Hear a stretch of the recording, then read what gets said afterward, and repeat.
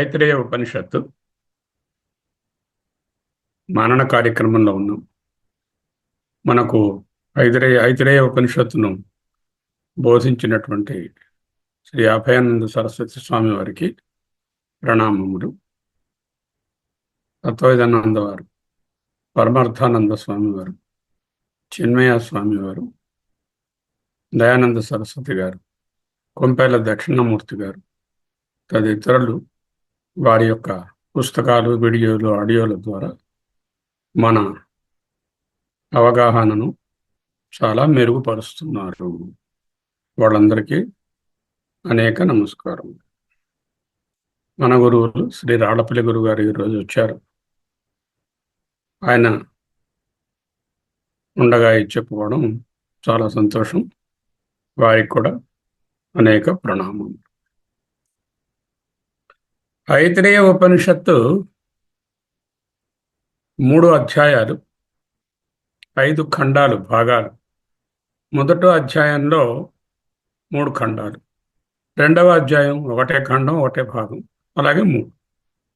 ఈ 5 మొదటి 2 ఖండాలు, మొదటి అధ్యాయంలో ఉన్న 2 ఖండాలు ముగించుకున్నాము. 3వ ఖండంలో కూడా ఒక 10 మంత్రాలు చూసి ఉన్నాము. ఇంకొక 4 మంత్రాలు ఉన్నాయి. 11, 12, 13, 14 4 మంత్రాలను చూడవలసి ఉన్నది. అది ఈనాడు ప్రయత్నం చేస్తాం. సృష్టి కార్యక్రమాన్ని చెప్తున్నారు. ఈ విషయంలో మొట్టమొదట లోకాలు సృష్టించబడ్డాయి, పరమాత్మ సంకల్పించి లోకాలను సృష్టించారు. ఆ లోకాల పేర్లు కూడా చెప్పారు. ఆ తర్వాత లోక పాలకులను సృష్టించారు. లోకపాలకులైనటువంటి అగ్ని, వాయువు, ఆదిత్యుడు, దిశలు, వనస్పతులు, చంద్రుడు, మృత్యువు, శిస్నం అనేటటువంటి 8 అంశాలను చెప్పారు. మనం ఆ రోజే చూసాము. 8 అనంత మాత్రాన్ని 8కి రిస్ట్రిక్టెడ్ కాదు. మనకు ఉన్నటువంటి 19 అనే 19 తత్వాలను కూడా భావించుకోవాలి అని. ఈ అధిష్టాన దేవత ఒక్కొక్క కార్యక్రమానికి ఒక మినిస్టర్, ప్రిసైడింగ్ మినిస్టర్. అధిష్టాన దేవత ఇంద్రియము, గోళకం. అగ్ని అనేటటువంటి అధిష్టాన దేవతకు సంబంధించిన ఇంద్రియము వాక్కు, ముఖం అనేది గోళకం. ద లోకస్, ద ఇంద్రియ and the power behind it. నేర్చుకున్నప్పుడు ముఖము, వాక్కు, అగ్ని, నాసిక, ప్రాణం, వాయువు, అక్షిణి, చక్షువు, ఆదిత్యుడు, చెవులు, శ్రోతం, దిశలంటే స్పేస్ అని నేర్చుకున్నాం. అలా వరాసుగా ఇక్కడ ఫార్మ్ అయిన తర్వాత అవి విడివిడిగా అలా ఉన్నాయి. పాపం అలా ఉన్న వాటికేమో ఒక శరీరాలు కల్పించాల్సిన అవసరం వచ్చింది. అవే వెళ్ళి అడిగినట్టుగా కథ చెప్పారు. నాన్న మాకు ఇల్లు ఇవ్వా అని అడిగి ఒక్కొక్కటి అధిష్టాన దేవత అడిగితే ఆయన రకరకాలైనటువంటి మోడల్స్ తీసుకొచ్చి చూపించారు. వాటికి వాళ్ళన్నిట్లో కూడా ఈ అధిష్టాన దేవతలైనటువంటి ఈ మినిస్టర్స్కి బాగా నచ్చింది మానుష శరీరం. సో నాన్న మీలాగే ఉన్న ఆకారం కావాలి. హిరణ్యగర్భ బ్రహ్మ ఆ విరాట్ రూపంలో మానవ ఆకారంలో ఉన్నాడని ఊహ. అలాంటిదే కావాలి అని చెప్పి వీళ్ళు అడిగారు. అలాంటిదే ఇచ్చారు. సరే, బాగానే ఉందండి, ఓ పని చేయండి, మీకు ఇల్లు ఇచ్చాము, మీకు ఈ ఉండడానికి కావాల్సినటువంటి ఇల్లు అడిగారు, ఉపాధి తయారు చేశాం. ఈ ఉపాధిలో మీరు మీకు ఏ ఏ స్థానాలను నిర్దేశించాను అక్కడే ఉండండి. కన్ఫ్యూజింగ్గా ర్యాండమ్గా మీ ఇష్టం వచ్చినట్టు చంద్రుడు గారు నువ్వు వెళ్ళిపోయి ముఖంలోను, ఆదిత్యుడు గారు నువ్వు వెళ్ళిపోయి నాభి దగ్గర అలా కూర్చోకండి. మీకు ఏవే స్థానాలు, ఏ ఏ రోల్స్ ఇచ్చానో అవి ప్లే చేసేటట్టు చక్కగా వెళ్ళి కూర్చోండి. అలాగే నాన్న పిల్లలు ఎన్నమండు గారు చెప్పారు. చాలా మంది పిల్లలు ఉంటే ఓ 6 పేర్లు చెప్తాం. మిగతా వాళ్ళు కూడా ఉన్నట్టే లెక్క. సరే, ఇంకిద్దరు ఉండిపోయారు, అశనా, పిపాష. నాన్న వాళ్ళకి ఇల్లు ఇచ్చావు, మాకు ఇల్లు ఇవ్వా. అరే, మీకు వేరే ఇల్లు ఇస్తే మీకు ఆ శక్తి లేదురా. మీరు తత్వాలు, అశన, పిపాష అనేటటువంటి you are only the qualities. You cannot have a separate home. What I will do is I will create you a share in each of these experiences. చేత మీరు ఒక్కొక్క ఇంద్రియానికి సంబంధించినటువంటి ఆయా అనుభవాలను మీరు పాలు పొందండి అంటూ ఆ వీలు నమ్మరాసి ఇచ్చారు. దాంతో వాళ్ళు కూడా హ్యాపీగా. అశన పిపాస అంటే ఏమిటి? అశన అంటే ఆకలి, పిపాస అంటే దప్పిక, ఆనందండ నీళ్లు తాగడం కాదు అని చెప్పుకున్నాం. అంటే ఏమిటి? ఏ ఏ ఇంద్రియానికి ఏ ఏ అనుభవము కావాలో అది దాని యొక్క ఆహారము లేక పాని. ఫర్ ఎగ్జాంపుల్ కన్నుకి మామిడి పండు ఇస్తే ఏమైనా లాభం ఉంటుందా? తింటుందా? కన్నుకి ఏదో అందమైనటువంటి వస్తువులను చూపిస్తే ఆనందిస్తుంది. అలా ఒక్కొక్క ఇంద్రియానికి ఆహారము, అశన, పిపాస అనగానే we did not restrict the meaning to the food alone, because each ఇంద్రియ has got its own type of experience which is here described in a poetic way as food. Okay, అశన పిపాసలు కూడా వీటితో కలిసి అనుభవానికి రెడీగా ఉన్నాయి. ఇప్పుడు ఏమిటేమిటి ఏర్పడ్డాయి? లోకాలు ఏర్పడ్డారు, లోక పాలకులు ఏర్పడ్డారు. వాటికి లోకపాలకులైనటువంటి అధిష్టాన దేవతలకు తమ తమ అనుభవాలను పొందడానికి కావలసినటువంటి సూక్ష్మ ఇంద్రియాలు ఏర్పడ్డాయి, సూక్ష్మాంశాలు. వాక్కు, ప్రాణం, చక్షువు, శ్రోత్రం, రోమాలు, మనస్సు, అపానం, రేతస్సు అనేవి. ఆ తరువాత వాటికి కావలసినటువంటి ఎక్స్టీరియరైజ్ అవడానికి పైన ఉన్నటువంటి ఒక ద్వారం అనండి, గోళకం అనండి, the external port through which it can express. For example walk, there must be an external port for it to express. That is the mouth. అలాగే చక్షువు, దానికి అక్షిణి. ఈ విధంగా గోళకాలు ఏర్పడిపోయి ఇంద్రియాలు వచ్చాయి. అధిష్టాన దేవతలు, ఇంద్రియాలు, గోళకాలు, వాటికి ఒక ఇల్లు, ఆ ఇంట్లో వాటికి ఉండడానికి స్థానాలు, వాటికి డ్రైవ్. అశన పిపాస అంటే ఏంటి? This is the impetus or the drive for that particular organ. అంటే వాటికి కావలసిన ఆహారాన్ని అవి పొందడానికి కావలసినటువంటి సామర్థ్యం ఏదైతే ఉన్నదో ఆ డ్రైవ్, అదే అశన పిపాస అంటే చెప్పుకుంది. సరే, అవన్నీ ఇచ్చేసారండి, బాగానే. అప్పుడు ఏం చేశారు వీళ్ళు ఒక్కొక్కళ్ళునేమో వాళ్ళ వాళ్ళ స్థానాల్లోకి ప్రవేశించేశారు. ప్రవేశించి రెడీగా ఉన్నారు. ఇంకా లాస్ట్ దాంట్లో మనం ఏం నేర్చుకున్నాము? పోయినసారి తృతీయ ఖండంలోకి వచ్చేసరికల్లా, సరే నేను లోకాలను సృష్టించేశాను, లోకపాలకులను సృష్టించేశాను, వాళ్ళకి వాళ్ళ వాళ్ళ ఇంద్రియ అనుభవాలకు కావలసినటువంటి డ్రైవ్ కూడా, అశన పిపాసలను కూడా వాళ్లకు అనుసంధానం చేశాను, భాగస్వామ్యం కల్పించాను. మరి వీళ్ళకి ఫుడ్ కావాలి కదా, లేకపోతే ఎలా బతుకుతారు? మళ్ళీ ఫుడ్ అంటే ఏదో ధాన్యం, గింజలు, పప్పు, మామిడి పండు రసము అది కాదు. వస్తుంది ఫుడ్ అంటే ఏ ఇంద్రియానికి కావలసినటువంటి విషయం, ఆ ఇంద్రియానికి ఫుడ్ అవి కూడా తయారు చేయాలి అని మళ్ళా ఈయనేమో తన దగ్గర ఉన్నటువంటి ముడి పదార్థమైనటువంటి ఆ నీరు, ఆ నీటిలోంచి పంచభూతాలు, వాటి నీటితో కలిపి, నీరు అంటే పంచభూతాలని అర్థం, ఒక్క నీరని కాదు. సో వాటిని తీసుకొని చక్కగా మూర్తి తయారు చేశాడు, అంటే షేప్స్ తయారు చేశాడు. ఆ షేప్స్లో ఏంటొచ్చాయి? చక్కగా ఆహారం ఏర్పడింది. అంటే ఇంద్రియాలకి కావలసినటువంటి ఆహారాలన్నీ ఏర్పడ్డాయి. ఇది పట్టుకోవడానికి పిల్లలు కదా వీళ్ళు. ఫుడ్ వచ్చేసింది కనుక తలుపు తీసేసరికల్లా, ప్యాకెట్ తెచ్చేసరికల్లా నాన్న ఒక అందరూ పరిగెట్టారు. ఎవరికి ఫుడ్ పట్టుకోవడానికి వీలు పడలే. ఒకడు మట్టుకు పరిగెట్టలే, వాడు వెనకాల ఉన్నాడు పాపం, పెద్దవాడు, వాడు ముఖ్యమైన వాడు కూడా, వాడు పరిగెట్టలే. వీళ్ళు వెళ్ళారు, కన్ను వెళ్ళింది, ఆ ఫుడ్ పట్టుకోలేదు. చెవి వెళ్ళింది, పట్టుకోలేదు. నాసిక వెళ్ళింది, పట్టుకోలేదు. అలా ఒక్కొక్కటి ఎనమండుగురు చెప్పారు. ఎనమండుగురు అంటే 19 అనుకోండి. ఇలా అందరూ ప్రయత్నించారు. అందరూ పరాన్ముఖులైపోయారు, ఓడిపోయారు. అజిఘృషత్ నా శక్నోత్ గ్రహీతం అగ్రహిష్యత్ అత్రప్యత్ అనే పదాలు వాడి అజిఘృషత్ అంటే పట్టుకుందామని ఒక్కొక్క ఇంద్రియం చూసింది. నా శక్నోత్ గ్రహీతం పట్టుకోలేకపోయింది. అగ్రహిష్యత్ ఒకవేళ పట్టుకోగలిగి ఉంటే అత్రప్స్యత్ తృప్తిపడి ఉండేవారు. ఎందుకు పట్టుకోలేకపోయారు? ఫుడ్ అంటే అక్కడ ఏమిటి? What is food? What did we learn? అక్కడ ఆ ఫుడ్ అంటే మూడే food, all others are secondary. What are the food? అశన పిపాస అనే డ్రైవ్తో పొందవలసినటువంటి మూడు ఉన్నాయి. ఏమిటి? ఆహారము, గాలి, నీరు. ఆహారము, గాలి, నీరుని కన్ను తీసుకోగలదా? ఆహారము, గాలి, నీరు అనేది ముక్కు తీసుకోగలదా? స్పర్శేంద్రియం తీసుకోగలదా? విసర్జనేంద్రియం తీసుకోగలదా? తీసుకోలేదుగా. ఎందుకు? ఈ మూడు ప్రైమరీ ఫుడ్ కాబట్టి, ఈ ప్రైమరీ ఫుడ్ని ఎవరైతే లోపలకు తీసుకుని వెళ్ళి ఆ ప్రక్రియను జరిపి శక్తిని పుట్టించి ఇంద్రియాలను బతికిస్తాయో ఆ పర్టికులర్ ఆర్గనే తీసుకోగలదు. అదే ప్రాణము అని తెలుసుకున్నాం. ప్రాణాన్ని ఇక్కడ ఏమిటన్నారు సంకేతంగా? అపానము. అపానం అంటే 10కి 10 సార్లు చెప్తున్నాను ఈ విషయాన్ని.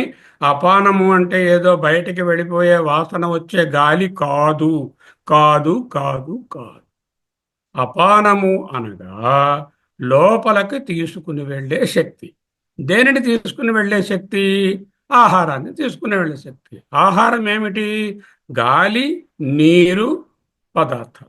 ఆహార పదార్థం అంటే ముక్కు ద్వారా లోపలికి పీల్చబడే గాలిని అపానం అంటాము, విడవబడే దానిని ప్రాణం అంటాము. మళ్ళీ మళ్ళీ చెప్తాను చూసుకోండి. లోపలకు పీల్చబడే గాలి అపానము.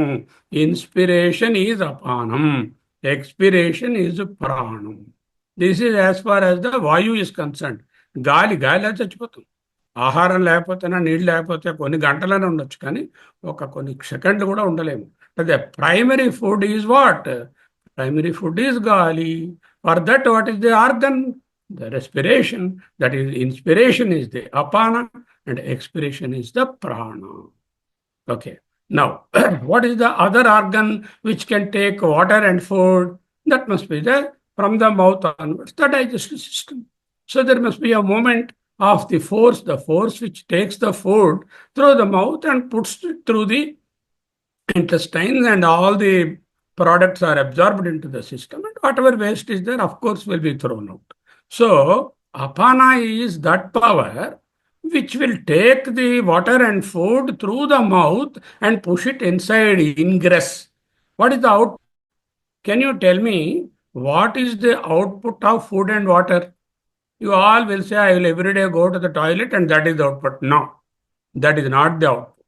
The output of food is into the blood. All the nutrients of the food, all the good things of that food are absorbed and pushed into the blood. Okay, and that is the output. So the input is through the mouth and the output is into the circulation, which is the vyana. Okay, now the whatever left out is of course pushed, because the peristaltic movement or the force downward pushes the waste products. And the waste products are not only excreted by the intestines. Whatever wastes are generated which are absorbed into the blood, they go to the another waste segregating organ, kidney. There also some amount of wastes are taken away. All those wastes are excreted through the kidney. And the other important organ is the liver. Through liver also, most of the waste products are processed there and taken away. So all this is a complex process. So understanding ఏమిటంటే అపానము అనగా ఆహార పదార్థములను లోనికి కొనిపోవుట. ఆహార పదార్థములు అనగానేవి ఒక్క మామిడి పండు, కందిపొడి అన్నమే కాదు. గాలి, నీరు అండ్ దెన్ ఫుడ్. మూడు. గాలి యొక్క అపానము ఇంగ్రెస్ ఆర్ ఇన్స్పిరేషన్ ఈజ్ అపానం, egress or the expiration is the ప్రాణం. That's one part. ఇక్కడ అపానం అని చెప్పడంలో అటు గాలి, ఇటు నీరు, ఇటు ఆహారాన్ని తీసుకునే శక్తి ఒక్క ఈ ప్రాణానికే ఉంది. ఈ ప్రాణానికి 5 భాగాలు మనకు తెలుసు. ప్రాణ, అపాన, వ్యాన, ఉదాన సమానాలు. వాటిలో ఈ అపానం అనేటటువంటి ఉపలక్షణంతో మిగతా ప్రాణాలను కూడా చెప్పినట్లయింది. దానివల్ల ఏంటైంది? లోపలికి చక్కగా ఈ ఫుడ్ మెటీరియల్స్ తీసుకోగలిగితే ఎవరు బాగున్నారు?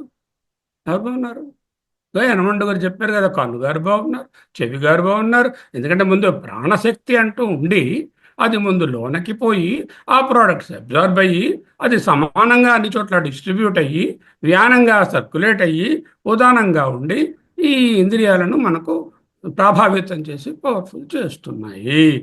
ఓకే, సూపర్గా అయిపోయింది. అక్కడతో అయిపోయిందా సృష్టి? మరి can we start working? No, not yet possible. So దీంట్లో ఏం చెప్పారు, 8 మంత్రాలు 9 మంత్రాల్లో 9 మంత్రాల వరకు ప్రతి వాళ్ళు వెళ్ళడము. ఆఖరికి మనస్సు కూడా అన్నిటికన్నా రింగ్ లీడర్ గారు మనస్సు వారు కూడా వెళ్ళారు. నాకన్నా ఏం గొప్ప, నేను అన్నిటికీ సంకల్ప వికల్పాలు చేసేస్తాను, నేనే గోతిలో పడేస్తాను, నేనే తీసుకెళ్ళి మీదకి పట్టుకెళ్తాను, నాకు లేని శక్తి ఉందని పాపం వెళ్ళింది మనసు కూడా. అది కూడా అన్నం తినలేకపోయింది. ఎందుకంటే అలా అయితే భావన చేస్తేనే ఆకలి తిరిగిపోయి ఉండేది అన్నారు పోయిటిక్గా మన ఋషి గారు, ఐతరేయ ఋషి గారు. అప్పుడు 10వది అయినటువంటి ఈ ప్రాణము అనే అపానం అనేది వెళ్ళి చక్కగా పట్టుకుంది. ప్రాణమనగా లేక అపానమనగా శ్వాసక్రియలో తోడ్పడేటటువంటి ప్రాణశక్తి, అన్నాన్ని లోపలకు తీసుకునేటటువంటి ప్రాణశక్తి, తిన్న అన్నాన్ని శరీరంలోకి పంపించి సమానంగా డిస్ట్రిబ్యూట్ చేసేటటువంటి ప్రాణశక్తి అంటూ తెలుసుకుంది. ఓకే, ఇప్పుడు చాలా చాలా పాయింట్స్ క్లియర్ అయిపోయాయి మీకు, ఏం ప్రాబ్లం లేదు. అంత మాత్రం చేత ఈ జీవి ఏదైతే జీవుడు పుట్టించబడ్డాడో వాడు రెడీగా ఫంక్షనింగ్గా అవడానికి తయారు కాలేదు. ఎందుకు? ఈ ప్రాణాలని కానీ ఆ ఇంద్రియాలను కానీ ఆ మనస్సును కానీ ఛార్జ్ ఇచ్చేటటువంటి ఎలక్ట్రిసిటీ లేదు. ఇంట్లో లైట్లన్నీ పెట్టేశారు, బల్బులు పెట్టారు, వైరింగ్ చేశారు, ఏసీ కనెక్షన్ ఇచ్చారు, ఏసీలు కొనేశారు, అన్నీ చేశారు. కానీ ఈబీ వాళ్ళ దగ్గర నుంచి కరెంట్ సప్లై రాలేదు. అప్పుడు ఏమైనా పనిచేస్తాయా? పనిచేయ. ఆ కరెంట్ సప్లై పేరే చైతన్యము. అప్పుడు ఆయన అనుకున్నారట, ఎవరు? ఆ పెద్ద ఆయన, ఎవరైతే ఈ పిల్లల్ని కన్నారో ఆయన అనుకున్నారు. ఇప్పుడు ఈ మంత్రాన్ని మీరు చదవగలుగుతారా? చూడండి, నాగరత్నం గారు 11వ మంత్రం. ఇంతవరకు ఉపోద్ఘాతం చెప్పినది పునశ్చరణ అయినది. నమస్తే సార్, చదువుతాను సార్, ప్రయత్నిస్తాను. విడగొట్టి చదవండి, రాముని వివరణలా చదవకండి. అలా ప్రయత్నిస్తాను సార్. స ఈక్షత కథం వి ఇదం అక్కడ ఆపండి. స ఈక్షత కథం ఇదం మృదతే స్యాత్. మద్రుతే స్యాత్ ఇది. మృదతే మద్రుతే స్యాత్ ఇది. స ఈక్షత, సహ అంటే అపరమాత్మ. ఈక్షత ఆలోచించాడు, సంకల్పించుకున్నారు, ఈ విధంగా అనుకున్నారు. కథం ఏ విధముగాను, అయ్యో పాపం వీళ్ళని పుట్టించాను, ఇల్లు ఇచ్చాను, వాకలిచ్చాను, అశనా పిపాసులైన డ్రైవ్ ఇచ్చాను, వాటికి కావాల్సినటువంటి రకరకాల ఆహార పదార్థాలు, అంటే మొదట ఫుడ్, ఆ తర్వాత కన్ను ఏడిచింది, మరి నాకు ఫుడ్ ఇవ్వలేదు అంటే నీకు కావాల్సిన విషయాలన్నీ సృష్టిస్తాను. చెవి ఏడిచింది, దానికి కూడా కావాల్సిన విషయాలు సృష్టించేశారు. అంటే అవన్నీ కూడా సృష్టి అయిపోయాయని ఒక్కసారి బేసిక్ ఫుడ్ మెటీరియల్స్ వచ్చి, ఆ తర్వాత మిగతా ఇంద్రియాలకు కావాల్సినటువంటి ఏ ఏ అనుభవాలకు కావాల్సిన విషయ భోగాలు ఉన్నాయో ఆ విషయాలన్నీ వాటి ఫుడ్లు కూడా తయారైపోయాయని అండర్స్టూడ్, అది కూడా అయిపోయింది. ఇప్పుడు ఈ నేను ఏమిటనుకున్నారు, ఏమిటర్థమైందమ్మా ఈ మాటల వలన? స ఈక్షత కథం ఇదం అదృతే స్యాత్ ఇతి. సహా అంటే అతడు, ఈక్షత సంకల్పించాడు. ప్రతిసారి ఉపనిషత్తులో ఒక్కొక్క మంత్రానికి ముందు స ఈక్షత అని ఉంటుంది. ఎందుకు సంకల్పించాడు కాబట్టి. సంకల్పం చేయాలంటే ఏంటి? చేతనం సంకల్పించగలదా? టేబుల్ సంకల్పించగలదా? చేతనమే. అంటే సృష్టిలో అణువణువున చైతన్యమే కనిపిస్తోంది అని చెప్పడానికి సైక్షత అని చెప్తుంది. ఇది జడం ఏదో తయారు చేసేసింది వీటన్నిటిని అర్థం కాదు. సైక్షత అంటే అణువణువున చైతన్యమే ఈ విధంగా ప్రకటన అవుతుంది అని చెప్పడానికి సైక్షత అని చెప్తుంది. ఓకే, అయింది. ఏంటనుకున్నాడు? కథంను ఇదం అదృతే స్యాత్ అంటే అర్థం ఏమిటి? కథంను ఇదం మద్రుతే స్యాత్.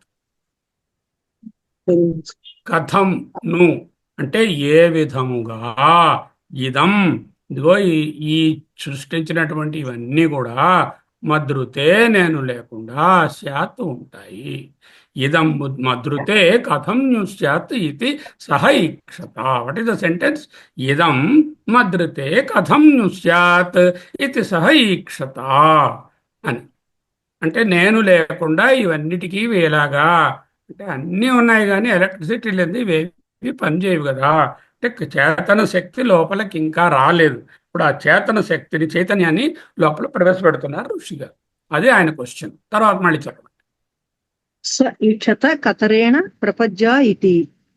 మళ్ళీ అనుకున్నారు స ఈక్షత, సరే, కతరేణ ప్రపద్య ఇతి అన్నారు. అంటే ప్రపద్యం అంటే లోపల ప్రవేశించడం, కతరేణ అంటే రెండు మార్గాలు ఆ ఉన్నాయి. రెండిట్లో ఈ రెండు రెండిట్లో ఏది? మార్గాల్లో ఏ మార్గం ద్వారా ప్రవేశిస్తాను అని ఉమ్, ఆలోచించారు. ఉమ్. చూద్దాం ఆ రెండు మార్గాలు ఏమిటో తర్వాత.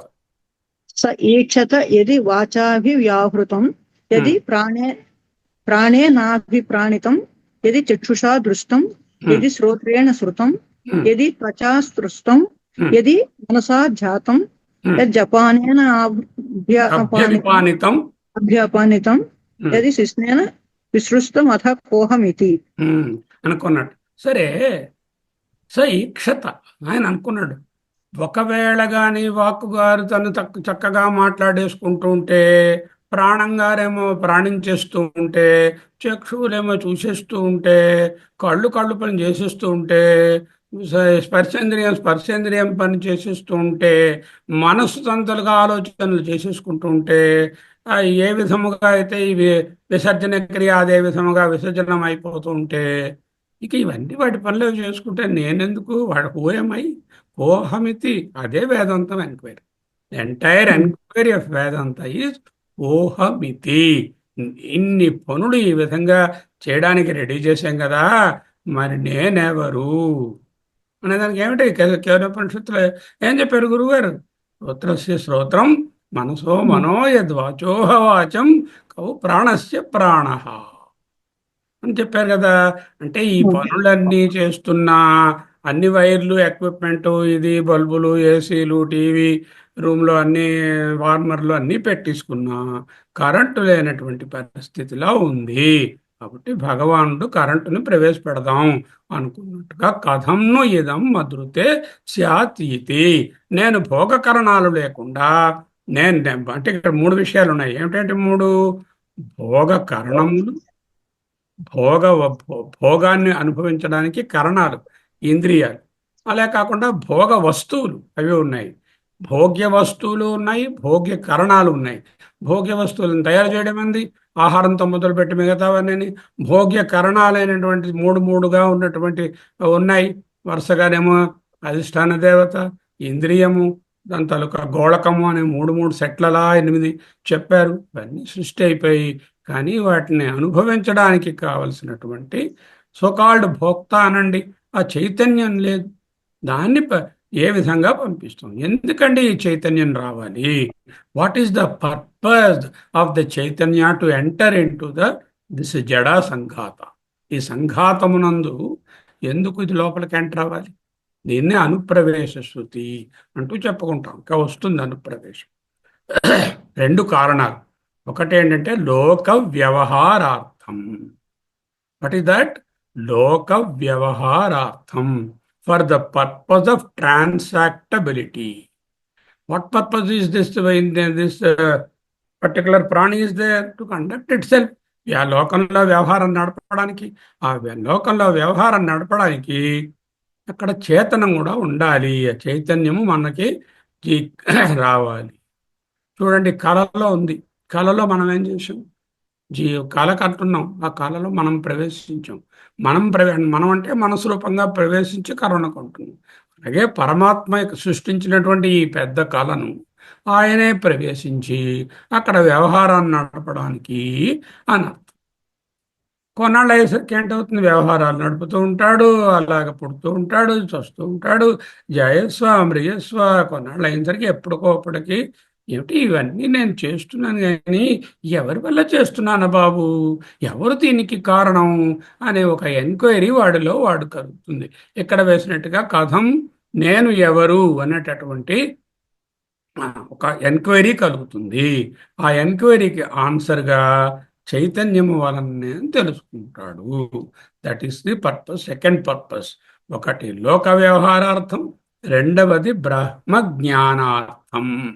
బ్రహ్మజ్ఞానం కలగడానికి ఒక విధమైనటువంటి ఇది వస్తే అది కలిగితే ఈ చైతన్యం వలన నేను ఈ విధముగా ఈ పనులన్నీ చేస్తున్నాను అని ఎప్పుడైతే తెలుసుకోవడానికి కలుగుతాడో దాన్నే బ్రహ్మజ్ఞానం అంటారు. మళ్ళీ ఒక్కొక్క ఇంద్రియం గురించి చెప్తున్నారు. మీరు చదివారు కదా ఇప్పుడు. యద్ వాచ అభివ్యాహృతం, ఒకవేళ వాక్కుతో మాట్లాడగలిగితే. యది ప్రాణేన అభిప్రాణితం, ప్రాణంతో గాలి పీల్చగలిగితే. యది చక్షుషా దృష్టం, కంటితో చూడగలిగితే. యది అంటే ఒకవేళ. యది శ్రోత్రేణ శృతం, ఇఫ్ అన్నమాట. చెవితో వినగలిగితే. త్వచా స్పృష్టం, స్పర్శతో స్పర్శించగలిగితే. మనసా ధ్యాతం, మనసుతో భావించగలిగితే. యదపానేన అభ్యపానితం, అపానంతో అన్నపాదులను తీసుకోగలిగితే.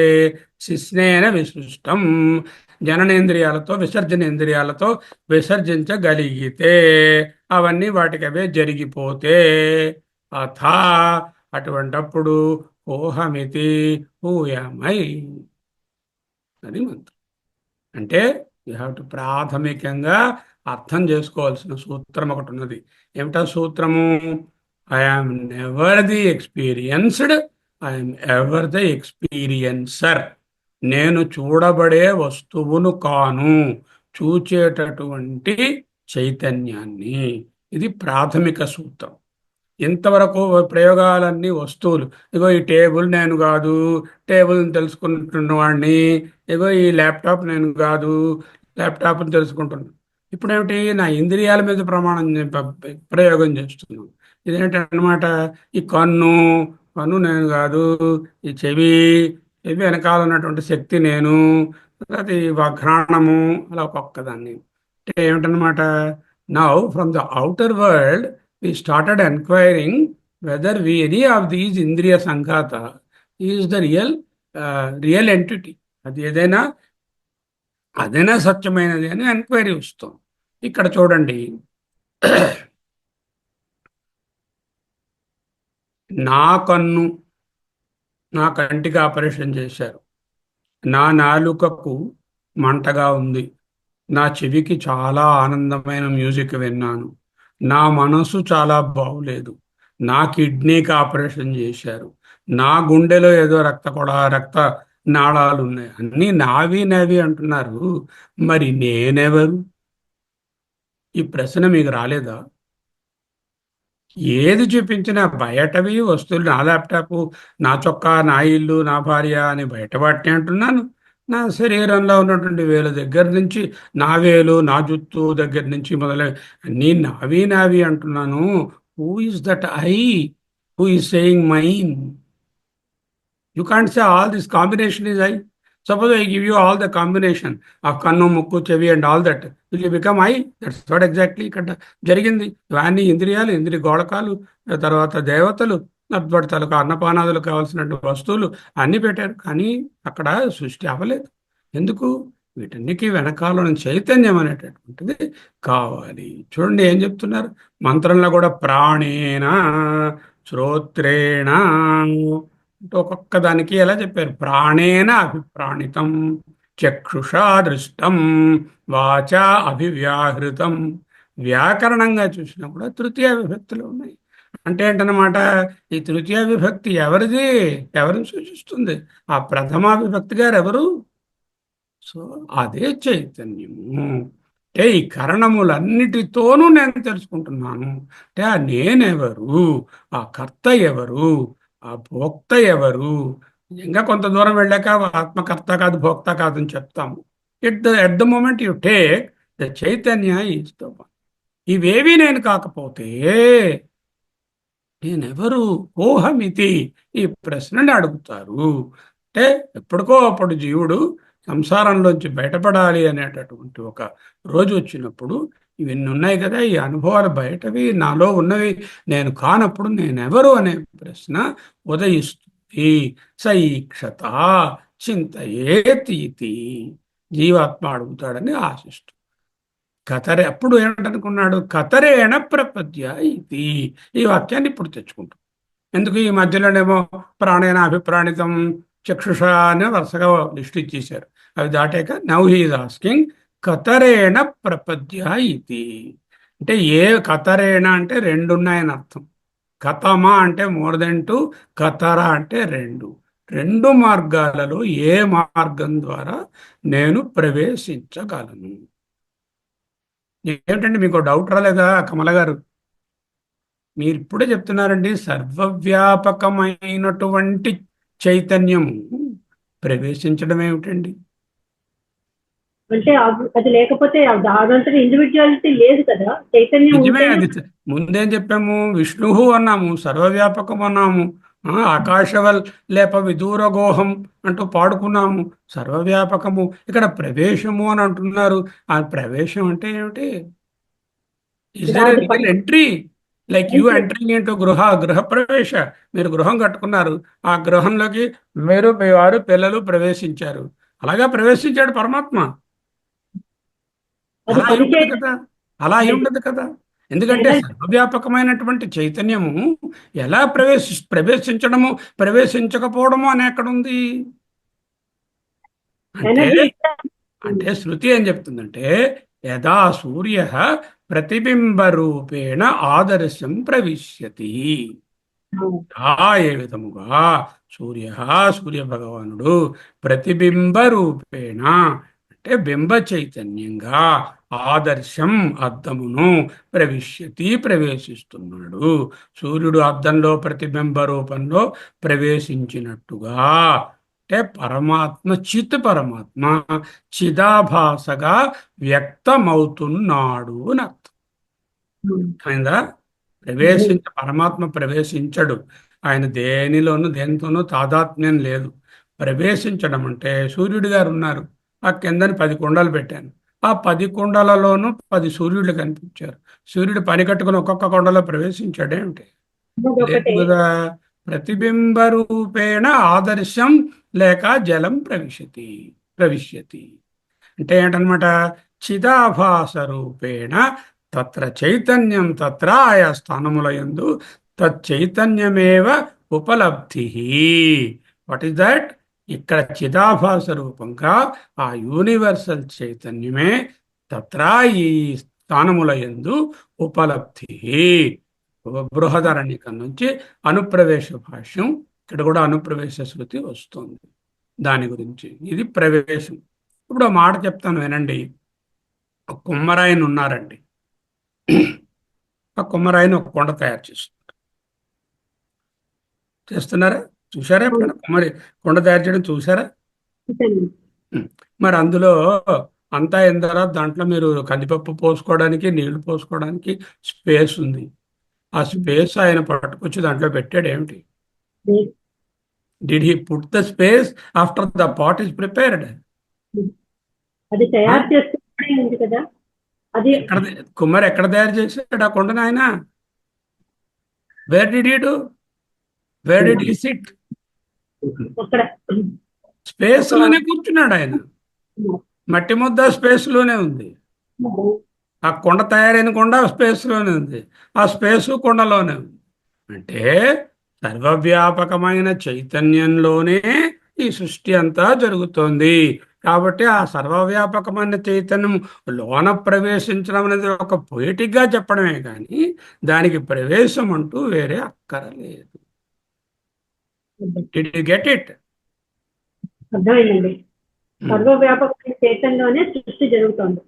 సర్వవ్యాపకమైన చైతన్యం ప్రవేశించడానికి అయ్యా నేను ఏ ద్వారంగా వెళ్ళగలను అని ఆలోచించాడు అనేది ఒక కథారూపమే కానీ వాస్తవానికి ఏ విధముగా కుమ్మరి ఆయన కుండని తయారు చేసినప్పుడు దాని లోపల స్పేస్ని వేరే కావాలని పెట్టక్కరలేదు.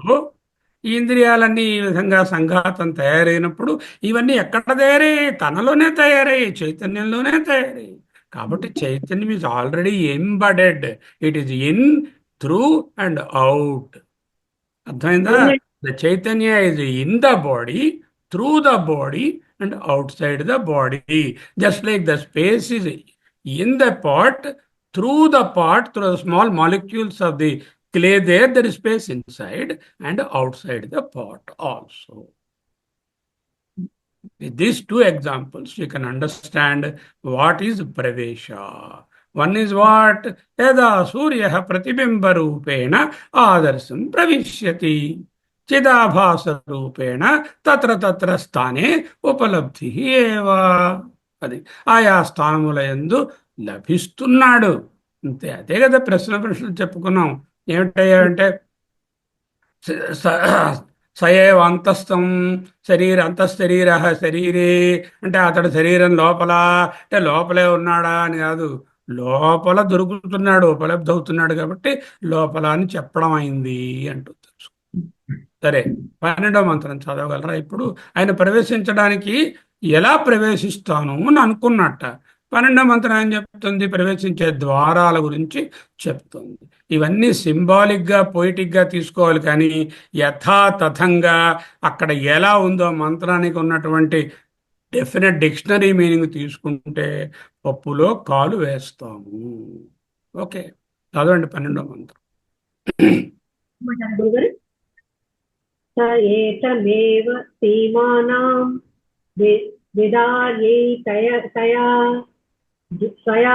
తయా ద్వారా ప్రాపద్యత. ఉండండి.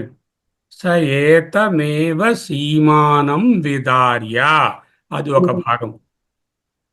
విదార్య ఏతయ విదార్యైతయ అని ఉంది. ఏతయ ద్వారా ప్రాపద్యత అనుంది. ఏతమేవ సీమానం విదార్య. సీమ అంటే ఏమిటి? లైన్. ఏమిటా లైను? చూపిస్తాను చూడండి ఆ లైన్ ఎలా ఉంటుందో. So that line, for your understanding, I will show you the anterior fontanelle, the posterior anterior fontanelle. Now you see. Okay, can you see? Yeah, can you see this baby there? ఆ babies head లో ఇక్కడ తాళువు అని మీరు అంటూ ఉంటారే, ఆ తాళువు అనే భాగము ఇదిగో, ఇది మెత్తగా ఉంటుంది. అది ఈ స్కల్ ఫార్మ్ అయినప్పుడు ఈ బోన్స్ అన్ని వేరు ప్లేట్లలో ఉంటాయి. ఓకే, ఆ ప్లేట్స్ అన్ని జాయిన్ అవుతాయి. ఆ జాయిన్ అయినప్పుడేమో ఒక పర్టికులర్ ఆర్డర్లో జాయిన్ అవుతాయి. అలా జాయిన్ అయినప్పుడు ఈ ప్లేట్స్ మధ్యలో ఖాళీ ఉంటుంది, మెత్తగా కనిపిస్తున్నటువంటి ఖాళీ. అది అటువంటి దానిని ఏమంటామంటే మనము తాళువు లేక యాంటీరియర్ ఫాంటనెల్లే అంటారు. ఇవి సూచరల్ లైన్స్ కనిపిస్తున్నాయా? సూచరల్ లైన్స్ ఇలా పొడుగ్గా ఉన్నదాన్ని సెజిటల్ సూచర్ అంటారు. ఇలా అడ్డంగా ఉన్నదాన్ని కోరోనల్ సూచర్ అంటారు. ఓకే, స్కల్ కి సెజిటల్ సూచరు, ఈ కరోనల్ సూచరు. ఈ రెండిటి జంక్షన్ లో ఒక మెంబ్రేన్ మెత్తగా ఉన్న ఒక పొరలా ఉంటుంది చిన్నప్పుడు. ఆ పొరలో ఉండేటటువంటి భాగమునే సీమానం అంటున్నారు వాళ్ళు. సీమ అంటే లైన్. ఈ సీమాన్యం, సీమానం అంటే ఈ రెండు, మనిషి డెవలప్మెంటే రెండు భాగాలుగా డెవలప్ అయ్యాడు. ఈ రెండు భాగాలుగా డెవలప్ అయ్యి రెండు జాయిన్ అయ్యాయి. ఆ జాయిన్ అయినటువంటి దగ్గర ఎక్కడైతే ఒక ఒక ఓపెనింగ్ ఉన్నదా అన్నట్టు ఉన్నదో, there is no physical opening there, there is a membrane there, or that membrane is called the anterior fontanelle. This is the sagittal suture, this is the coronal suture, and the junction is the semanum. ఆ suture రాను రాను చూడండి ఎలా అవుతుందో. 25 ఏళ్లప్పుడు అలా ఉన్నది, ఇంకొంచెం రోజులు అయ్యేసరికల్లా అవి వెనకాల ఇంకో రకమైన సూచర్స్ ఉంటాయి, లాంబ్డాయిడ్ సూచర్ అంటారు. ఇది ముందున్న సూచర్స్. ఇంకా అలా రాను రాను 60 ఏళ్ల వాళ్ళకి వచ్చేసరికల్లా ఇంకా సూచరల్ లైన్స్ అన్ని ఫ్యూజ్ అయిపోతాయి. ఎందుకు? బ్రెయిన్ ఎక్స్పాన్షన్ ఫినిష్ అయిపోయింది. There is no expansion required inside. ఈ సూచర్స్ తాలూకా లాభం ఏమిటి? ఎందుకు ఆ గ్యాప్ పెట్టారు అక్కడ అంటే, బర్త్ కెనాల్ నుంచి బేబీ వచ్చేటప్పుడు ఈ తల అనేది పెద్దదిగా ఉంటే ఒకవేళ కొంచెం కంప్రెస్ అయ్యి ఇలా ఫోల్డ్ అయ్యి బయటకు రావడానికి వీలుగా ఉండడానికి మెంబెరినస్ గా అటాచ్డ్ సూచర్స్ గా ఉంటాయి. బేబీ పుట్టిన తర్వాత 6 to 12 months లో ఈ సూచర్స్ అనేవి ఫిక్స్ అయిపోయి ఈ యాంటీరియర్ ఫాంటనల్ అంటే యాంటీరియర్ ఫాంటనల్ అనేటటువంటిది తాడు అనే భాగము అది కూడా బోనీగా అయిపోతుంది. అదొక పర్పస్. రెండోది ఏంటంటే ఈ పర్టికులర్ అరేంజ్మెంట్ వల్ల స్కల్ ఎక్స్పాండ్ అవడానికి అవకాశం ఉంటుంది. లోపల బ్రెయిన్ ఎక్స్పాండ్ అవుతూ ఉంటే, ఇది ఫిక్స్డ్ బాక్స్ అనుకోండి, ఎక్స్పాండ్ అవ్వలేదు. ఇది కొంచెం ఈ విధంగా ఓపెనబుల్ బాక్స్లో ఉంటే అలా ఎక్స్పాండ్ అయ్యి కొన్నాళ్ళకి ఫైనల్ సైజ్ వచ్చాక ఈ విధంగా సూచర్స్ కంప్లీట్గా ఫ్యూజ్ అవుతాయి. This is the scientific background behind that. Now what the Upanishad is saying is, ఇప్పుడు చదివారు మీరు, ఏం చదివారు? ఏతం ఏవ సీమానం విదార్య అంటే నడినెత్తి మీద ఉన్నటువంటి ఈ సూచర్ని ఓపెన్ చేసు. అది బ్రహ్మరంధ్రం, విష్ణు రంధ్రం, శివరంధ్రం, గణపతి రంధ్రం పేర్లు పెట్టుకోండి, no problem. There nothing like బ్రహ్మరంధ్ర or any opening or a చిల్లు దేర్. ఓకే, నడినెత్తి మీద ఉన్నటువంటి ఆ సీమానుని విదార్య ఏతయ ద్వారా ప్రాపద్యత, ఆ ద్వారం ద్వారానే ప్రవేశించాడు. రెండో భాగం తర్వాత చదవండి. తైషా విద్రుతిర్నామ ద్వాస్త శైషా అదే విద్రుతిర్నామ ద్వాహ, విద్రుతి అనే పేరు కలిగినటువంటి ద్వారము. ద్వాహ అంటే ద్వారము, విధృతి అని ఒత్తుండాలి. విధృతిర్నామ ద్వాహ. ఓకే, విధృతి అనే నామము కలిగినటువంటి ద్వారము. ఎందుకు విధృతి అంటే విడదీయడం, సెపరేషన్ అనేటటువంటి దీంట్లో విధృతిర్నామ ద్వాహ. తర్వాత తత్ ఏతాన్ నాందనం, తత్ ఏతాన్ నాందనం. నాందనం అంటే ఆనందం అని అర్థం. అది తస్య దయా అవసథ, ఆవసథ, ఆవసథా ప్లూరల్, ఆవసథ, ఆవసథౌ, ఆవసథా మూడు ఉన్నాయి కాబట్టి ఆవసథా. ఆవసథా అంటే మూడుట. ఏమిటి అవస్థలు? ఇది ప్రవేశించాడు, అయితే where can I locate him అని ఒకవేళ డౌట్ రావచ్చు. అంటే గవర్నమెంట్ ఆఫ్ ఇండియా ఉంది, దాని తాలూకా పవర్ ఎక్కడుంది? కేరళలో ఉందా, కాశ్మీర్లో ఉందా, వెస్ట్ బెంగాల్ దగ్గర ఉందా, గుజరాత్ దగ్గర ఉందా? అంతటా ఉంది కదా. అలాగే ఈ చైతన్యం యొక్క ప్రభావం అంతటా ఉన్నా కూడా లొకేషన్స్, మూడు లొకేషన్స్లో దాన్ని మనం వెతికి పట్టుకోవచ్చు అన్నారు. ఢిల్లీ, ఓకే, గవర్నమెంట్ అంటే మెయిన్గా ఢిల్లీ వెళ్ళొచ్చు. లేకపోతే ఏదో 10-20 స్టేట్స్ కల్పిస్తే ఆ స్టేట్స్ దగ్గర కూడా గవర్నమెంట్ని పట్టుకోవచ్చు అని చెప్పినట్టుగా మూడు చోట్ల దీన్ని పట్టుకోవచ్చు అని చెప్తున్నారు. ఏమిటా మూడు? ఆవసథాహ్ అంటే క్యాంప్ హెడ్ క్వార్టర్స్ అనుకోండి, శరీరాలు అని అర్థం. ఆవసథ అంటే శరీరం, శరీరాలు మూడు. ఏమిటా మూడు శరీరాలు? ఈ పాటికి మీకు పూర్తిగా మాండుక్యంలో చెప్పిందే, స్థూల, సూక్ష్మ, కారణ శరీరాలు. లేకపోతే మూడు అవస్థలు, ఆ అవస్థలే ఆవసథ. ఆవసథాహ్ అన్న అవస్థలు లేక శరీరాలు అన్న ఒకటే. జాగ్రత్త, స్వప్న, సుషుప్తి అవస్థలు. అక్కడ ఉన్నటువంటి ఈ పరమాత్మ గారిని ఏమిటంటాము? జాగ్రత్తలో ఉన్న ఆయన పేరు విశ్వడని, స్వప్నంలో ఉన్న ఆయన పేరు తేజస్సుడని, తర్వాత సుషుప్తిలో ఉన్న ఆయన పేరు ప్రాజ్ఞుడని వెలుగొందుతున్నాడు. అక్కడ ఎవరైనా చిదాభాస, రిఫ్లెక్టెడ్ కాన్షియస్. ఈ చిదాభాసలు ప్రకటమయ్యే స్థానాలు ఈ మూడు. ఉపనిషత్తులో భాష్యంలో ఆయన ఏంటన్నారు? జాగ్రత్త అవస్థలో కుడి కంటి యందు తెలుస్తుంది, స్వప్నావస్థలో మనస్సు, సుషుప్తావస్థలో హృదయం. ఎందుకు కుడి కన్ను? ఏదైనా జాగ్రత్త అంటే ఏమిటి?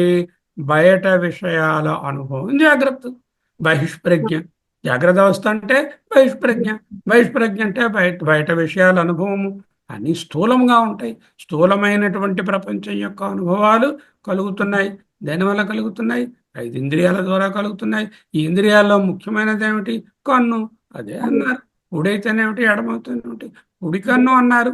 మంచిదే. దక్షిణ అనే పేరు కుడి కన్ను అనేటటువంటిది. ఎడమ కన్ను, కుడి కన్ను అనేది ఒక పర్టికులర్ లోకస్ చూపించారు.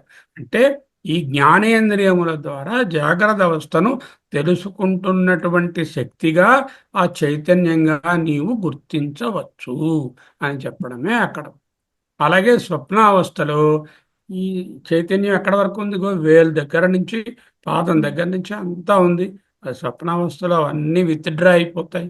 విత్డ్రా అయిపోయి మనస్సు అనేటటువంటి స్థానంలో కేంద్రీకృతమై ఉంటాయి. అదే స్వప్నావస్థ. ఆ తరువాత ఇదంతా ఇంకా మనస్సు కూడా నిద్రించినప్పుడు పురీషత్ అనేటటువంటి హృదయంలో ఉన్న పెరికార్డియం అనేటటువంటి ఏరియాలో ఉంటుంది అని వాళ్ళు చెప్పారు. ఓకే, శంకరాచార్యులు ఈ 3 శరీరాలను మళ్ళీ 3 శరీరాలుగా ఉపనిషత్తు వర్ణించబోతుంది. 2వ అధ్యాయంలో ఒకటేమో తండ్రి యొక్క శరీరము, ఇంకొకటి తల్లి యొక్క శరీరము, ఆ రెండిట్లోంచి వచ్చినటువంటి శక్తి స్వశరీరము. కాబట్టి 3 శరీరాలు అంటే తస్య త్రయః అవసథ అనే దానికి 2వ అధ్యాయం విశ్లేషణ అంటూ శంకరులు చెప్పారు. ఓకే, ఇప్పుడు మీకు ఏమిటి అర్థమైంది? ఆయన ప్రవేశిస్తాను అనుకున్నాడు. ప్రవేశిస్తాను అనుకున్నప్పుడు ఇగో ఈ సీమ అంటే ఆ జాయింట్ ఎక్కడుందో దాని ద్వారా ప్రవేశించారు అన్నారు. ఆ ప్రవేశించిన ఆయన ఎక్కడున్నారు? కొండలో నీరు మీద నుంచి పోస్తారా, కింద నుంచి పోస్తారా? మీద నుంచి కదా పోస్తారు. పప్పు డబ్బాలో ఎలా పోస్తారు? కింద నుంచి నింపుతారా, మీద నుంచి? పైనుంచి నింపుతాం. ముందు ఏది నిండుతుంది? కింద నిండుతుందా, మీద నిండుతుంది? కిందగా నిండుతుంది. అంటే ఎక్కడ నుంచి చైతన్యం ప్రవేశించినా, ఎక్కడ నుంచి మీద నుంచి నీరు పోసినా కొండ అంతా వ్యాపించినట్టుగా ఈ చైతన్యం అంతటా ప్రవేశించింది. అంటే వ్యాపించింది అంటే ఆల్రెడీ అక్కడే ఉంది. Existed. There is no pravesha here involved. It is only a poetic description that the Chaitanya tried to enter through the higher upper part.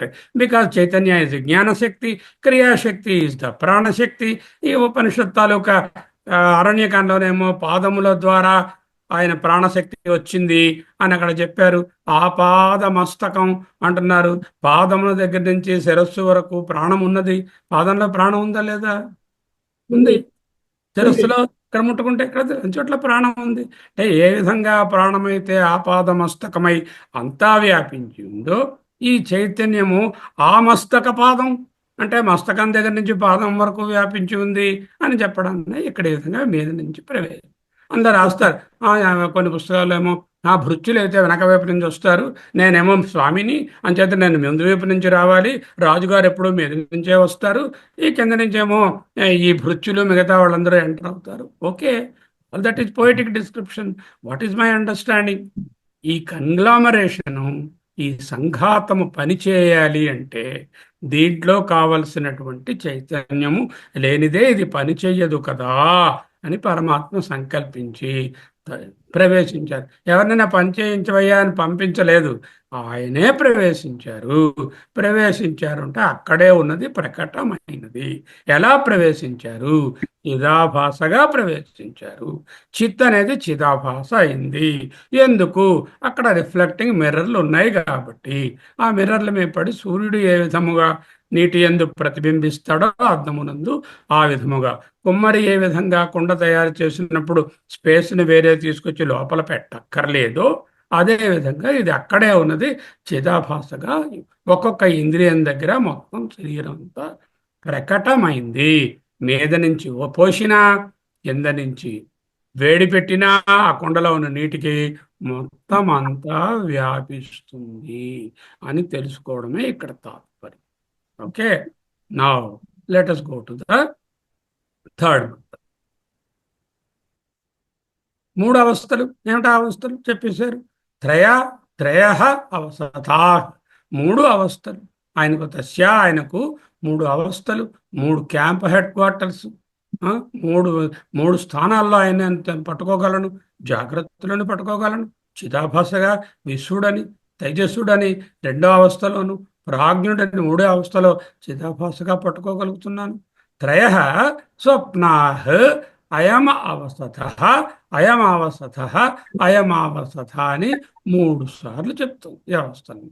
అంటే ఏమిటి? ఈ విధంగా వర్ణించడం అవస్థలను అన్నిటినీ కూడా స్వప్నాలు అని వర్ణించింది. ఇవన్నీ కూడా ఇదే ఈ ఉపనిషత్తు యొక్క ప్రమాణం. జాగ్రత్త అవస్థ స్వప్నమే, స్వప్నావస్థ ఎలాగూ స్వప్నమే, అలాగే సుషుప్తి అవస్థ కూడా స్వప్నమే. అప్పుడు పూర్వపక్షం వాళ్ళు అడిగారు, జాగ్రత్త అవస్థ ఎలా స్వప్నమైంది? జాగ్రత్త అవస్థలో నేను తెలివిగా ఉన్నాను కదా. మహానుభావ, నువ్వు తెలివిగా లేవురా, తెలివి అంటే నీ స్వరూపాన్ని తెలుసుకోవడమే తెలివిరా.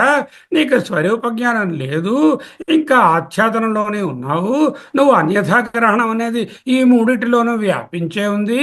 అగ్రహణం అనేటటువంటిది మూడిటిలోనూ వ్యాపించింది. ఈ అన్యథా గ్రహణం మొదటి రెండిట్లో వ్యాపించింది. నువ్వు అగ్రహణం కలిగి ఉన్నావు కాబట్టి, అంటే నీ స్వరూప జ్ఞానం లేదు కాబట్టి, అగ్రహణం అంటే తురియ జ్ఞానం లేదు కాబట్టి, నువ్వు నిద్రపోతున్న వాడివి, స్వప్నం కంటున్న వాడి కిందే లెక్కరా అని ఆయన మాండుక్యం చెప్పింది. ఇక్కడ కూడా అదే చెప్తున్నారు. జాగ్రత్త ప్రపంచము, ఈ స్వప్న ప్రపంచము, ఈ సుషుప్తి ప్రపంచాలు మూడిటిలో కూడా అగ్రహణము లేక తురియ తురియ ఆత్మను తెలియకపోవడం అనేది కామన్ కాబట్టి, ఏదైతే తెలియకుండా మనం ఎప్పుడైతే ఉన్నామో అది నిద్ర కాబట్టి, మూడు నిద్రలే కాబట్టి మూడు స్వప్నాలే ఆయన చెప్తున్నారు. అయమావసథ అయమావసథ అయమావసథ. ఎక్కడితో అధ్యారోప ప్రకరణం అయిపోయింది. అధ్యారోపం ఏమిటి? ఇదిగో ఈ మూడు చిదాభాసలుగా తెలుస్తోంది అంటూ కారణం దగ్గర మొదలు పెట్టాం. ఏమిటి? ఆత్మ ఏవ ఇదమగ్రాసీత్. అక్కడి నుంచి మొదలుపెట్టి ఈయనకేమో ఈ ఇంద్రియాలు, ఇంద్రియ దేవతలు, గోళకాలు, ఆసన పిపాసలు, వాళ్ళకి కావాల్సిన మానవ శరీరం అనే ఇల్లు, ఆ తర్వాత వాటిని ఆహార పదార్థాలు, వాటిని తినే శక్తులు, అండ్ దానికి కావాల్సిన చైతన్యము, మూడు క్యాంప్ హెడ్ క్వార్టర్స్ అన్నీ క్రియేట్ అయిపోయాయి. అంటే కారణం నుంచి కార్యం వరకు చూసాము. ఇప్పుడు ఏం చేయాలి? కార్యం నుంచి మళ్ళీ కారణం ఏదో తెలుసుకోవాలి. అదే ఎంక్వైరీ. ఇప్పుడు ఏదైనా ఒకటి కట్టాలనుకోండి, ఒక ఇల్లు కట్టాలనుకోండి, 1 year 1.5 years పడుతుంది. పేక మేడ కట్టాలనుకోండి, కొన్ని సింపుల్గాని ఈ పేక ముక్కలతో ఎంతసేపు పడుతుంది? మినిమం 1 hour పడుతుంది. జాగ్రత్తగా కట్టాలి ఈ మాత్రం హైట్ కంటే. అది పడగొట్టేయాలంటే ఎంతసేపు పడుతుంది? ఆఖరి పేక ముక్క ఒకటి తీసేస్తే అన్ని పడిపోతాయి.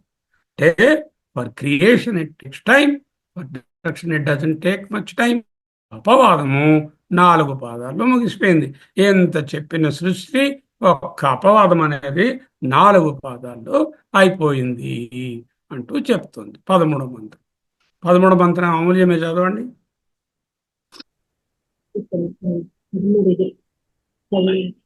సజాతో భూతన్ భూతాన్యభిప్యక్ష్య కిం మృహాస్యం వాపదిశదితి. అంటే బాగా ప్రాక్టీస్ చేయాలి. నేను చదువుతాను, మీరు వినండి, అలా మీరు కూడా ప్రాక్టీస్ చేయండి. కొత్తగా చదువుతున్నప్పుడు సంస్కృట్ కదా. సజాత మొదటి మాట ఏమిటి? సహజాత. జాతో అని ఉంది అంటే జాత. సహజాత అనమాట. సహ అంటే అతడు.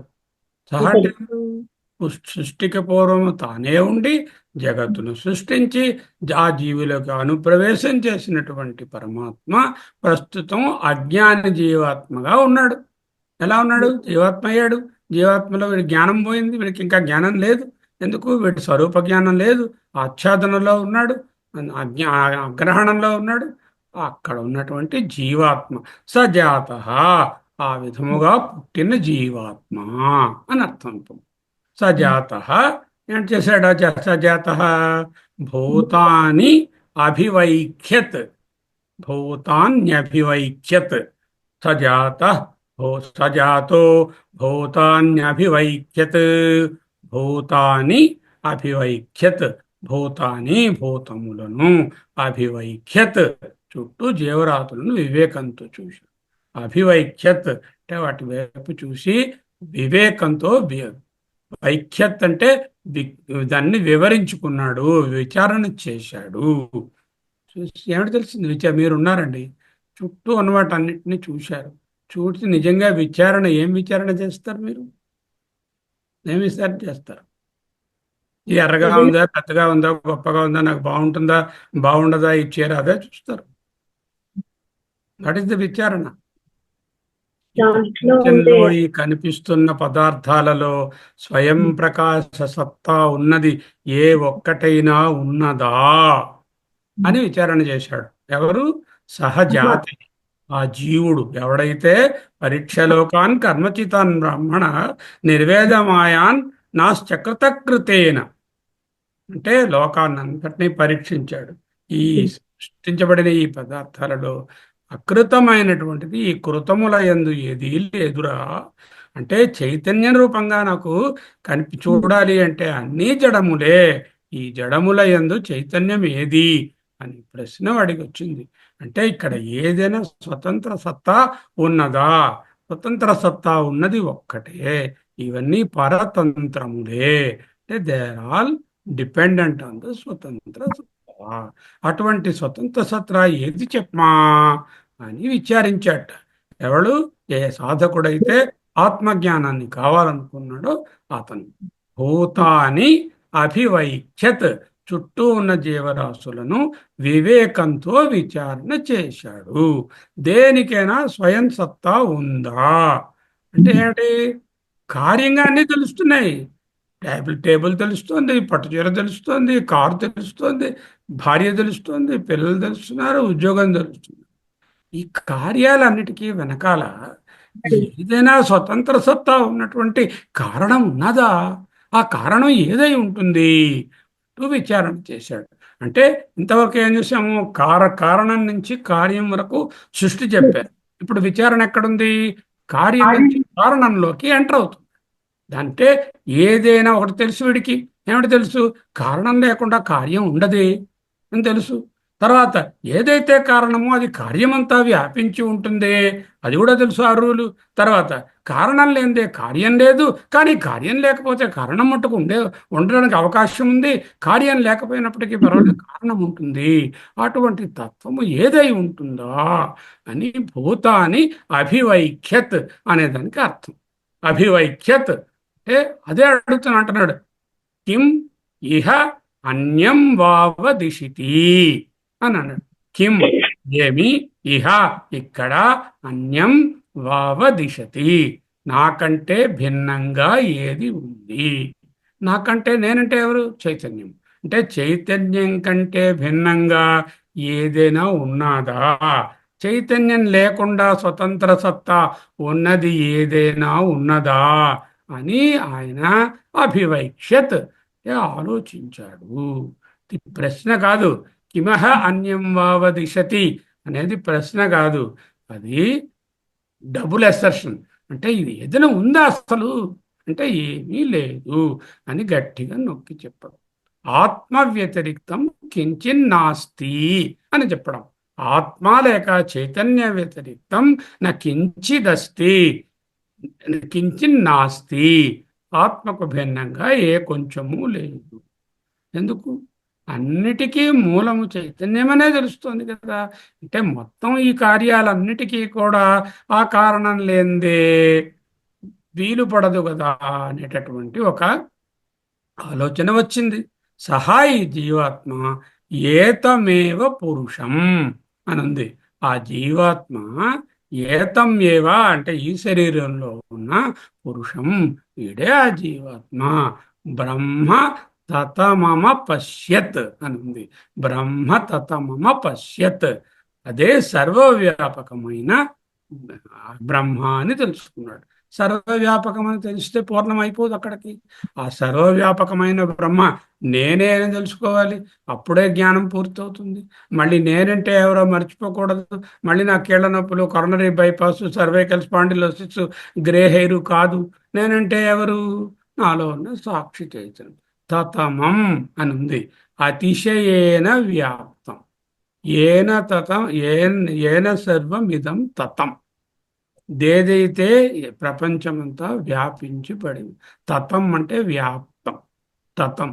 తతమం అంటే సూపర్లేటివ్ డిగ్రీ. తతరం, తతమం, తతం, తతం, తతరం, తతమం అంటే అతిశయేన వ్యాప్తం, నిరతిశయంగా వ్యాపించి ఉన్నది. అంటే దేనికి అన్కంపారిజన్, దీన్ని దాటి మరొకటి వ్యాపించి లేదు అనేటటువంటి దాన్ని తతమం అంటున్నారు. తతమం అపశ్యత్, తతమముని చూశాడు, ఆయనే బ్రహ్మ అని తెలుసుకున్నాడు. అద్వైత బ్రహ్మను గుర్తిస్తే, ఎప్పుడైతే ఈ తతమం బ్రహ్మ అహమస్మి అని తెలిస్తే అపవాదం పూర్తవుతుంది. ఇందాక అధ్యారోపం పూర్తి చేశాము. ఏం చేశాము? అక్కడ కారణం దగ్గర మొదలు పెట్టుకొని ఒక్కొక్కటి సృష్టించుకుంటూ ఆఖరికి ఈ ఈ జీవుడు వాడి యొక్క అనుభవాలు 3 లొకేషన్స్, జాగ్రత్త, స్వప్న, సుషుప్తుల యందు, క్యాంప్ ఆఫీసుల వరకు చెప్పేసుకున్నాం. అంటే అది అధ్యారూపం అయిపోయింది. ఇప్పుడు ఈ జీవుడు తెలివి తెచ్చుకుని ఎవరు చెప్పమా వీటన్నిటికీ వెనకాల ఉన్నటువంటి వారు, ఏదైనా స్వతంత్ర సత్తా కలిగినది ఈ ప్రపంచంలో ఏదైనా ఉందా, ఏదైనా నాకంటే వేరేనది ఏదైనా ఉన్నదా అని ఆలోచన. నేను అంటే అక్కడ చైతన్యం. చైతన్యం అంటే ఆత్మ వ్యతిరిక్తం కించిన్నాస్తి కిమిహ అన్యం వావదిశతి. ఆ విధంగా తెలుసుకున్నాడు. ఏతమేవ పురుషం, అది జీవాత్మే అని తెలుసుకున్నాడు. బ్రహ్మ తతమం అపశ్యత్. తతమం తతం తతమం తతరం తతమం అంటే సూపర్లేటివ్ డిగ్రీ. అంటే దీన్ని మించినటువంటిది ఏది వ్యాప్తమైనది లేదు అని తెలుసుకున్నాడు. అప్పుడు ఏమిటైంది? బ్రహ్మ సత్యం జగన్మిథ్య జీవో బ్రహ్మ ఇవ నా పరః అని తెలుసుకున్నాడు. ఏతమేవ పురుషం బ్రహ్మ తతమమపశ్యత్. ఇది ఒక మహావాక్యం. ఏతమేవ పురుషం బ్రహ్మ, ఏతం ఏవా, ఇదిగో ఈ చైతన్యమే పురుషం, ఇదిగో అంతఃశరీరే హైవ అంతఃశరీరే చైతన్యం బ్రహ్మ. ఇదే తతం, అన్నిటికన్నా అత్యధికంగా వ్యాపించి ఉన్నది. అపశ్యత్ అంటే ఆ అద్వితీయ బ్రహ్మము నేనే అని చూచినవాడు ఆయన. ప్రపంచం ఏమైంది? బ్రహ్మలో లయమైంది. నేనేమయ్యాను? నేను బ్రహ్మమని తెలుసుకున్నాను. అంటే బ్రహ్మకు లేక నాకు భిన్నంగా ఏది లేదు. అయం ఆత్మ బ్రహ్మ, అయం జీవాత్మ ఏవ బ్రహ్మ అంటూ చాలా ఆనందాన్ని పొందాడు. దాన్నే నానందం అన్నారు. ఇదం అదర్శ్యమీతి అని ప్లుత సంఖ్య వేశారు. అంటే ప్లుతం అంటే 3 అంకెల కాలం లెక్క పెట్టాలి. అంటే ఇదం, దీనిని చూచాను. అదర్శం ఇది, అదర్శం ఇది దీనిని చూశాను, దీనిని చూశాను, దీనిని చూశాను. దీనిని చూశాను. I saw this, I saw this. ఏతత్ సామగాన్నాస్తే హావు హావు హావు అహమన్నం అహమన్నం అహమన్నం అహమన్నాదో అహమన్నాదో అహమన్నాదః అంటూ భృగుబలిలో నేర్చుకున్నట్టుగా అహో శాస్త్రం అహో శాస్త్రం, అహో గురురహో గురు, అహో జ్ఞానం అహో జ్ఞానం, అహో సుఖం అహో సుఖం అని పంచదశలో రాసినట్లు అక్కడ ఇదం అదర్శమీతి అనేది ఒక ఆశ్చర్యాన్ని వెలిపిస్తుంది. ఇప్పుడు ఒక విషయాన్ని చెప్పి ముగిస్తాను. ఏమిటంటే, ఇప్పుడు ఎవరైనా ఓపెన్ చేసుకోగలుగుతారు? దూరం. సరే, మీ ఇంట్లోనే వంటగదిలో ఒక వస్తువు ఉంది, మీరేమో హాల్లో ఉన్నారు. వంటగదిలో ఉన్నదాన్ని దట్ అంటారా, దిస్ అంటారా? That kitchen, bring here. ఇక్కడ ఇక్కడ ఇది ఇది అంటే మీ దగ్గరగా ఉన్నది, ఆ దూరంగా ఉన్నది వంటగది కదా. దిస్ అంటే మీ దగ్గర ఉన్నది, దట్ అంటే మీకు ఇంట్లోనే ఉంది కానీ దూరంగా ఉంది కదా. సరే, టేబుల్ ఉంది. You bring this book which is on the table. అంటే టేబుల్ దగ్గర నుంచి పుస్తకాన్ని చేతిలోకి తీసుకున్నాను. అంటే this book is that table, this book that table. మళ్ళీ దట్ అంటే ఎంతో దూరం లేదు, చేతాన్ని ముట్టుకుంటే టేబుల్ అందుతుంది. దిస్ అంటే మీ చేతిలో ఉన్న పుస్తకం. That book my mind red. That book అంటే పైన ఈ పుస్తకము నా మనస్సు. This mind red that book. This mind it's much closure. The mind is much closer to that. Though that book is in the hand, compared to the mind, the book is that. Okay, ఇక్కడ ఇదం అంటే దీనికన్నా లోపలికి వెళ్ళలేని స్థితి ఏది ఉందో అదే ఇదం. దేనికంటే మనము ఇంతకన్నా అంతరతమము అని చెప్పలేము, దాన్నే ఇదం అని ఇక్కడ చెప్తున్నారు. ఇదం శబ్దంతో పరబ్రహ్మనే చెప్తున్నారు. ఇదం అదర్శం ఇది అని. ఆహా, ఇది తెలిసిపోయింది నాకు, ఇది తెలిసింది, ఇది తెలిసింది. ఆహా, ఇది తెలిసింది. ఆ ఇది ఏది? ఇది అంటే చైతన్యం. మిగతావన్నీ అది. ఇది ఒక్కటే చైతన్యము. మిగతావన్నీ దీనికి బాహ్యముగానున్న అదర్స్. దట్ అంటే సకల వస్తుజాతంలో ఎక్కడా కూడా చైతన్యం లేకుండా స్వతంత్ర ప్రతిపత్తి కలిగిన వ్యక్తి గాని, భౌము గాని, ఏ దేశంలో గాని, ఏ కాలంలో గాని లేవు. స్వతంత్ర ప్రతిపత్తి ఉన్న ఇది, ఇదం, దీనిని తెలుసుకున్నాను అని జీవాత్మ ఆనందంతో గంతులు వేసింది. అదే ఈ మంత్రం తాలూకా ఎండింగ్. ఒక మంత్రం ఉన్నది, అది వచ్చేసారి చూద్దాం.